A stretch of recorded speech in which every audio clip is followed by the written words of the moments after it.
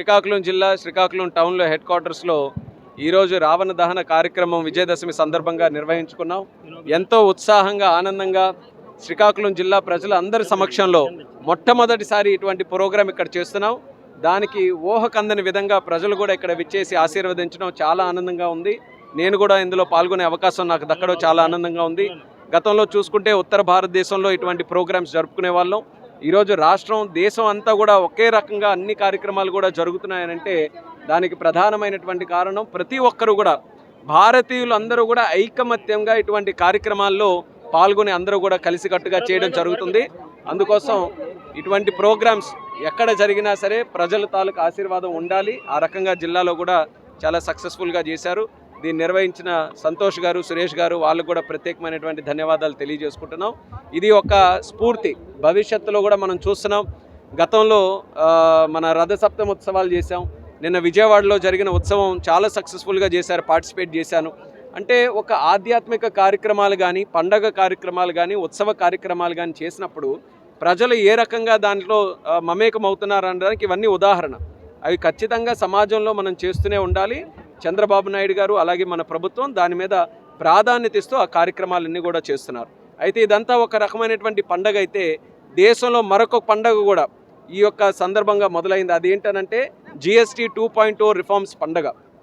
ఒక ఉత్సవ రూపంలో, బచత్ ఉత్సవ రూపంలో దేశ ప్రధానమంత్రి నరేంద్ర మోదీ గారు దేశ ప్రజలందరికీ కూడా ఎర్రకోట పైనుంచి ఆగస్టు 15వ తేదీన ఒక హామీ ఇచ్చారు. ఈసారి దివాళీకి, దీపావళికి ఒక బంపర్ ఆఫర్ భారతీయులు అందరికీ కూడా అందిస్తామని. దానికి అనుగుణంగా ఈరోజు GST ఏవైతే రేట్లు ఉన్నాయో అవన్నీ కూడా అనేకమైనటువంటి ప్రోడక్ట్స్కి GST తాలూకా రేట్స్గా తగ్గించారు. ఒక ఉదాహరణ చెప్పాలంటే ట్రాక్టర్ సుమారు 15 నుంచి 18% GST దాని మీద ఉంటే ఈరోజు ఏకంగా 5%కి తీసుకొని వచ్చారు. అలాగే ఎన్నో రకాలైనటువంటి కార్లు కూడా ఈరోజు 5%కి తెచ్చారు. దానితో పాటు చిన్న చిన్న వస్తువులు, సామాన్యులు కొనుక్కునేటటువంటి కిరాణా స్టోర్లో కొనుక్కునే వస్తువులు, సబ్బు దగ్గర నుంచి, ఉప్పు దగ్గర నుంచి అన్నిటి మీద కూడా ఈరోజు GST తగ్గించే విధానాలు మనం చూస్తున్నాం. రైతులకి ముఖ్యంగా ఒక పక్కన ట్రాక్టర్లు, అలాగే ఫార్మ్ ఎక్విప్మెంట్ కానీ, ఫార్మ్ ఇన్పుట్స్ కానీ, యూరియా కానీ అలాంటివన్నిటి మీద కూడా GST ఏదైతే ఉందో అన్నిటిని కూడా తగ్గించడం జరిగింది. మందుల మీద కూడా తగ్గించడం జరిగింది. ఇవన్నీ కూడా భారతీయులు ఒక పండగ వాతావరణంలో ఈ యొక్క GST రిఫార్మ్స్ని స్వాగతిస్తూ వాళ్ళందరూ కూడా సెలబ్రేట్ చేసుకుంటున్నారనంటే ప్రధానమంత్రి గారు ఎంత పెద్ద ఆలోచనతో ఈ యొక్క కార్యక్రమం చేశారో మనం అందరం కూడా గమనించాలి.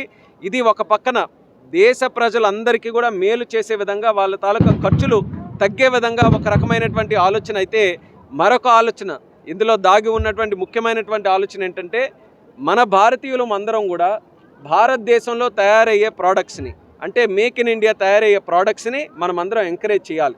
వీలైనంత వరకు మనం ప్రతిరోజు ఏ వస్తువుకున్నా, నెలకు ఏ సరుకులు తెచ్చుకున్నా, మన భవిష్యత్తు కోసం ఏదైనా ఒక వస్తువు, యంత్రం కొన్నా సరే ఎంతవరకు అది మేక్ ఇన్ ఇండియాలో తయారవుతుంది, మన భారతదేశంలో ఎంతవరకు దాన్ని డిజైన్ చేసి తయారు చేస్తున్నారన్న దాని మీద కాస్త మనం దృష్టి పెట్టి మన భారతీయ తయారీ రంగానికి కానీ మనం ప్రోత్సాహం అందించగలిగితే, ఎవరి మీద ఆధారపడకుండా ఆత్మనిర్భర్ భారత్ ఏదైతే మన ప్రధానమంత్రి గారు ఒక పిలుపిచ్చారో ఆ ఆత్మనిర్భర్ భారత్ అనేది మనం సాధించుకోవడానికి ఈ యొక్క మేక్ ఇన్ ఇండియా ప్రోగ్రాం మనందరికీ కూడా చాలా అవసరమైనటువంటిది.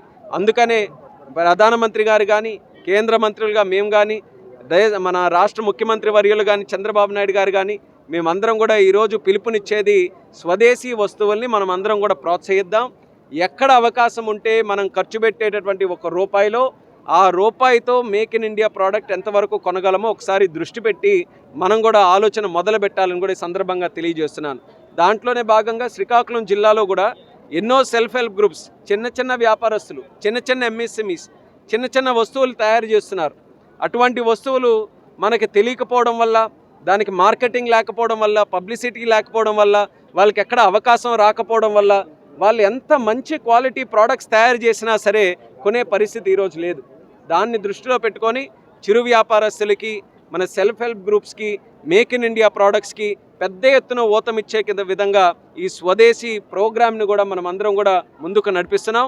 నా శ్రీకాకుళం జిల్లా వాసులు కానీ, రాష్ట్ర ప్రజలు కానీ, దేశ ప్రజలందరికీ కూడా నేను కోరుకునేది, ఎంతవరకు అవకాశం ఉంటే మనం ప్రతిరోజు కొనుక్కునే వస్తువులు కానీ, మనకు అవసరమైనటువంటి వస్తువులు కానీ మనం మేక్ ఇన్ ఇండియా ప్రోడక్ట్స్ని ఎంకరేజ్ చేద్దాం, పర్చేస్ చేద్దాం.